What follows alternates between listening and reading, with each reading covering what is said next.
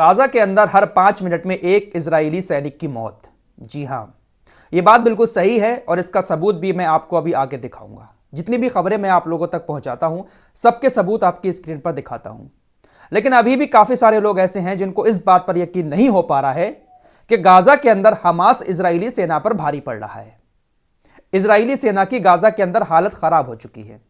यकीन करना मुश्किल है क्योंकि गाजा के अंदर जिस तरह से तकरीबन 20,000 लोगों की मौत हो चुकी है, इजरायली सेना अभी भी लगातार वहां पर हमले कर रही है, लोगों को मार रही है।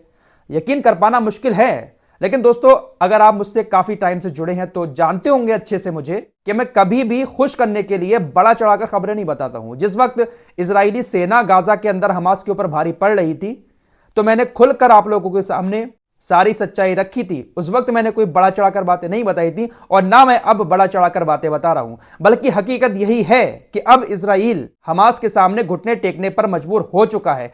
कैसे कैसे कांड अब इजराइल कर रहा है वो सारी चीजें मैं आपको लगातार बता रहा हूं। सिर्फ आम लोगों को छोड़ दें तो हमास के ऊपर कुछ भी असर इजरायली सेना का नहीं हो रहा है। फिलहाल खबर है कि हर 5 मिनट में एक इजरायली सैनिक मारा जा रहा है। यह बात मैं नहीं कह रहा हूं, बल्कि खुद इजरायली सेना के एक अधिकारी एरेज एशल ने बताई है। इजरायली सेना का यह अधिकारी टोरा में पढ़ने वाले बहुत सारे छात्रों के पास पहुंचता है, वहां पर जाकर कहता है कि आप लोग इजरायली सेना में भर्ती हों। गाजा के अंदर हर 5 मिनट में एक इजरायली सैनिक की मौत हो रही है। इजरायली सेना को सपोर्ट करने के लिए, लड़ाई में इजरायली सेना का साथ देने के लिए आप इजराइल डिफेंस फोर्सेस को ज्वाइन करें।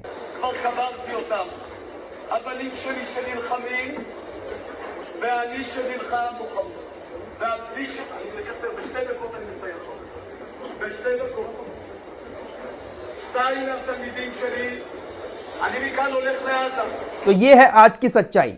दोस्तों, आपके सामने मैं खबरें कभी कभी बहुत जज्बात में बताता हूं, तो ऐसा ना समझा करें कि मैं बड़ा चढ़ाकर बात कर रहा हूं।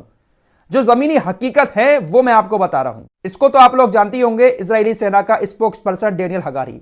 अब देखिए इसने क्या कहा। इसने कहा कि हम अपने मकसद के हुसूल के लिए खून की कीमत दे रहे हैं और यह आसान नहीं है। हमास के पास अभी भी जंगी ताकत और रॉकेट लॉन्च करने की सलाहियत मौजूद है। हमास को खत्म करने में बहुत वक्त और ताकत लगेगी।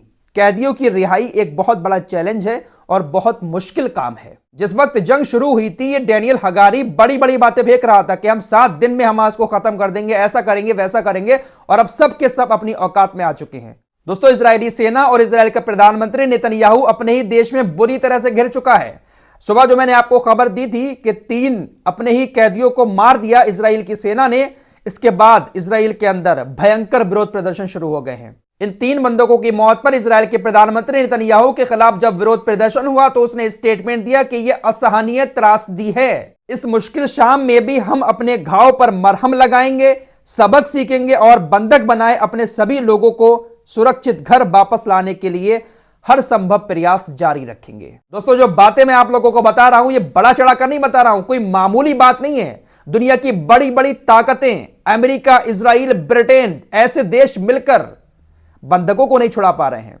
खबर ऐसी भी आ रही है, हालांकि अभी कंफर्म नहीं कर रहा हूं, ब्रिटेन ने अपना एक ऐसा खुफिया कमांडर इजरायली सेना के पास भेजा था जो बंधकों को छुड़ाने वाले कई सारे मिशन पहले कर चुका है। लेकिन खबर ऐसी आ रही है कि वो गाजा के अंदर मारा गया है। हालांकि अभी इस खबर को मैं कंफर्म नहीं कर रहा हूं। तो दुनिया की बड़ी बड़ी ताकतें मिलकर बंधकों को नहीं छुड़ा पा रही हैं। इससे बड़ी जीत और क्या होगी। अब देखिए एक और बड़ी बात, जो बात अबू उबैदा की तरफ से लगातार कही जा रही है कि हम अल्लाह की रजा में राजी हैं और अल्लाह की मदद के साथ ही आगे बढ़ रहे हैं, वही बात 25 साल इजराइल डिफेंस फोर्सेस में काम करने वाले एक शख्स ने कही है। यह एक जायोनी डॉक्टर है, मोर्दचाई केदार। ये 25 साल तक इजराइल डिफेंस फोर्सेस में रहा है। इसने कहा कि हमास को युद्ध के मैदान में ये जो ताकत मिलती है, ये गॉड से मिलती है। ये ताकत हमास को अल्लाह से मिलती है और युद्ध के मैदान में हमास का जो मेन प्लेयर है वो अल्लाह है। החברה הישראלית תיתן לך גב לתמיד? אלה השאלות החשובות. תראי, יש פסוק בקוראן שאומר, אין אללה מע הסאבירין. אללה הוא עם בעלי היכולת לסבול לאורך זמן. תבין, סבר, אין לנו מילה כזאת בעברית, כי אין לנו מושג כזה בעברית. बाकायदा ये बात इस इंटरव्यू में इजराइल डिफेंस फोर्सेस में 25 साल काम करने वाला ये डॉक्टर बता रहा है कि अल्लाह जो है वो हमास का मेन प्लेयर है, और जब अल्लाह मैदान में उतरकर उनके साथ है तो उनको हराने वाला कोई नहीं है। जो ताकत हमास को मिलती है वो अल्लाह से मिलती है। ये बात यहूदी भी जानते हैं कि हमास एक छोटा सा संगठन है और बड़ी बड़ी ताकतें उसको नहीं हरा पा रही हैं। हिजबुल्लाह उससे कई गुना ज्यादा बड़ा संगठन है, लेकिन फिर भी बड़ी बड़ी ताकतों को ना को चने चबाए हुए। फिलहाल खबर यह आ रही है कि अब इजरायली सेना थक हार कर पीछे हटी है और उसने अब कुछ रोबोटिक कुत्ते गाजा में छोड़ने का प्लान बनाया है। और ये वो कुत्ते हैं जो तैर भी सकते हैं, सुरंगों में भी घुस सकते हैं, गंदगी में भी घुस सकते हैं, कहीं पर भी ये घुस सकते हैं। इनको इजराइल डिफेंस फोर्सेस ने अमेरिका से खरीदा है। इजराइल डिफेंस फोर्सेस ने घोस्ट रोबोटिक्स नाम की कंपनी से 3 रोबोटिक कुत्ते खरीदे हैं। एक कुत्ते की कीमत है $15 लाख। तो इन तीनों कुत्तों को गाजा में छोड़ा जाएगा और ये पता निकालेंगे कि बंदक कहां पर है। लेकिन बात भाई ये जो कुत्ते हैं, रोबोटिक कुत्ते, ये भी चलेंगे तो इंसान के द्वारा ही। इंसान इनको कहीं से बैठकर संचालित करेगा। ये सारी बातें गवाही दे रही हैं कि इजरायली सेना सिर्फ और सिर्फ आम लोगों को मार सकती है, हमास तक पहुंचने की उसकी औकात नहीं है। वही दोस्तों, इजरायली सेना ने गोलानी ब्रिगेड को लेकर भी एक आंकड़ा जारी किया है कि अब तक हमारी गोलानी ब्रिगेड के 82 सैनिक जमीनी लड़ाई में मारे जा चुके हैं। इसका कमांडर जो था वो भी मारा गया। खबर यह भी आ रही कि जो टैंक कमांडर था, जिसके कहने पर टैंक आगे बढ़ते थे, वो कमांडर भी गाजा के अंदर मारा गया है। फिलहाल नेतन्याहू इस वक्त बहुत बुरी तरह से फंस चुका है और अब वो रास्ता निकाल रहा है कि कैसे भी करके हमास से समझौता हो, कोई डील हो और हमारे बंधक जो हैं वो सुरक्षित बाहर आए। क्योंकि तेल अबीब के अंदर हजारों लोग सड़कों पर निकलकर प्रधानमंत्री के जो कार्यालय है उसको भी घेर रहे हैं और मांग कर रहे हैं कि सुरक्षित जल्द से जल्द वापस लाओ या फिर इस्तीफा दो। दोस्तों, इससे बड़े भी कुछ सबूत हो सकते हैं कि इजरायली सेना नाकाम हो रही है हमास के सामने। देखिए, बड़ा चढ़ाकर बातें नहीं बताता हूं।